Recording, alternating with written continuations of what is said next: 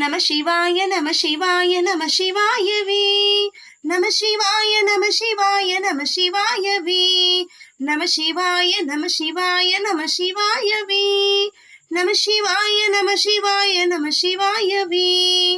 நம்மோட அம்மையப்பன் திருப்புகளை அருமையா பறைசாற்றக்கூடிய நூல் என்னன்னு சொல்லுங்க பார்க்கலாம். சிவபுராணம். இது எந்த இடத்துல ஒழிக்கப்படுகிறதோ கர்ம வினைகள் அனைத்தும் தீர்ந்து ஆசீர்வாதங்கள் பெருகப்படும்.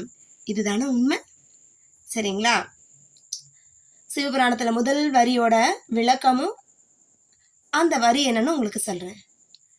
நம சிவாய வாழ்க, நாதன் தாழ் வாழ்க. நம சிவாய வாழ்க, நாதன் தாழ் வாழ்க. நம சிவாய வாழ்க, நாதன் தாழ் வாழ்க. நமச்சிவாய வாழ்க, நாதன் தாழ் வாழ்க.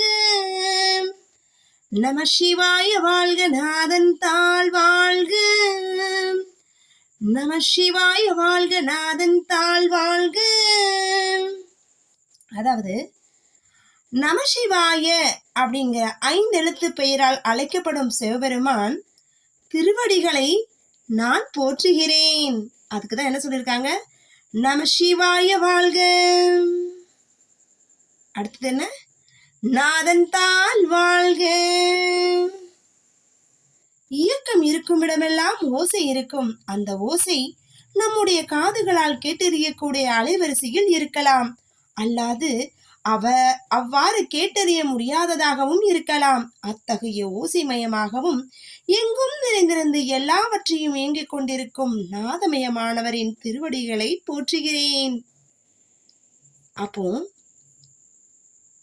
நாதனின் தாதல், இங்க நாதன் தாள்னா நாதன் யார்? இங்க நம்ம ஹீரோ, சரிங்களா? ஓசை வடிவமானவர் யார்தான்? அந்த ஓசையை எது வழியா கேட்கிறோம்? காதுகளால கேட்கிறோம். அந்த காதுகளால் கேட்கக்கூடிய அலைவரிசை எப்படி வரும்? ஓசை அலைவரிசையா வரும். அது கேட்க முடியுமா? அந்த ஓசை மயமா எங்கும் நிறைந்திருந்து எல்லாவற்றையும் இயங்கிக் கொண்டிருப்பவர் யாருன்னா அந்த ஈசன்.